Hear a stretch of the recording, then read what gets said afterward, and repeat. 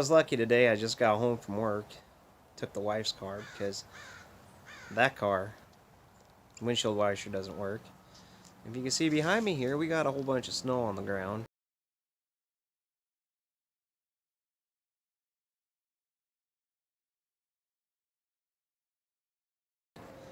This was 2 days ago now.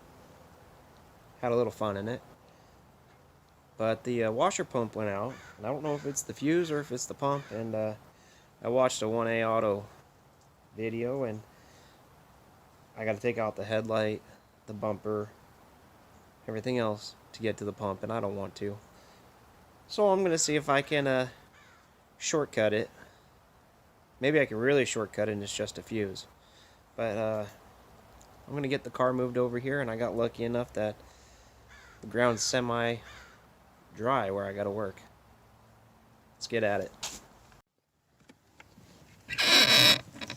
So, that's the fuse tray that I was talking about. And fuse number 53, I believe, is what controls the wiper motor.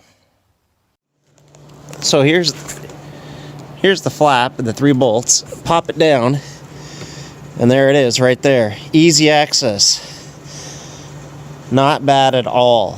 So, but in this instance, I'll show you. This line right here, right about here, is just solid as can be. So I think it might actually just be frozen. And we'll see if inside the the tank is frozen. And then we can also take off the connector. You squeeze it, it's a pinch clip in the back. And I could have my wife run the switch in the car and see if I get power to here, just to double check it.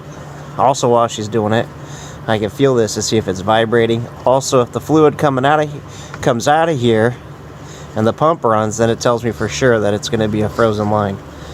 But nevertheless, it's actually pretty easy to get to, and this will pry out. It's got a little O-ring around it that seals it in there.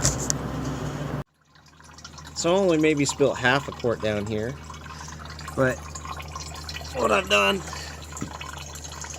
I put a hose on it so that way it can drain into here while I run down to the auto parts store and pick up the new pump.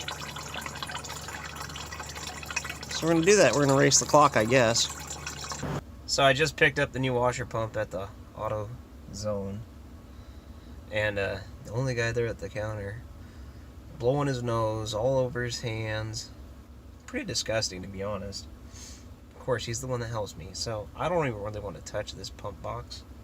But if you need it, you need it. So shout out to my wife. Hand sanitizer in the car. Instantly hit the hand sanitizer. Just got back home. Let's see if I beat the clock or not. Oh, I might have missed half of it. I got a solution for this, so I'm not laying in it. So a really good trick to keep from losing all your washer fluid is do it in a 13-degree weather, and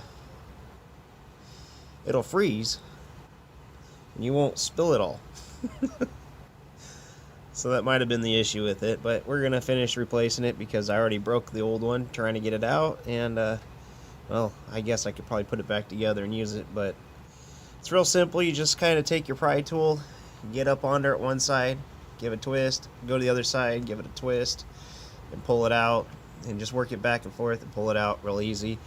When you put the new one in, separate the gasket from the pump and put the gasket in first. So now that I'm inside where it's warm, warming up the fingers. It's 3 bolts. They're 10mm bolts. Pop those out. Pair of channel locks and a pry tool, flat blade screwdriver, trim tab remover tool. Just pop those up in there and rotate it loose with the channel locks, and then pop it out. And one thing that I like to do when I put my new parts in is I'll take the new O-ring that it comes with. Make sure your pump comes with the new gasket.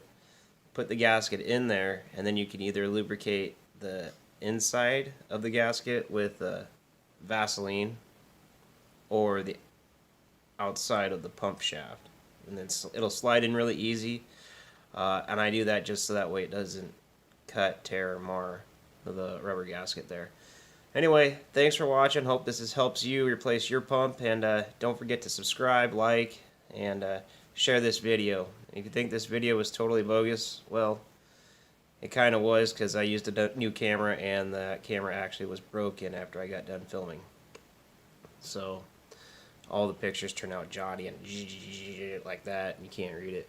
But yeah, thanks for watching, and there'll be more fixes on this car and my wife's Yukon, and if you haven't caught it yet, I'm restoring a 62 Thunderbird. We're getting close to a fire update for that. It's been 7 years now. It's sat in the garage. Anyway, we'll catch you next time.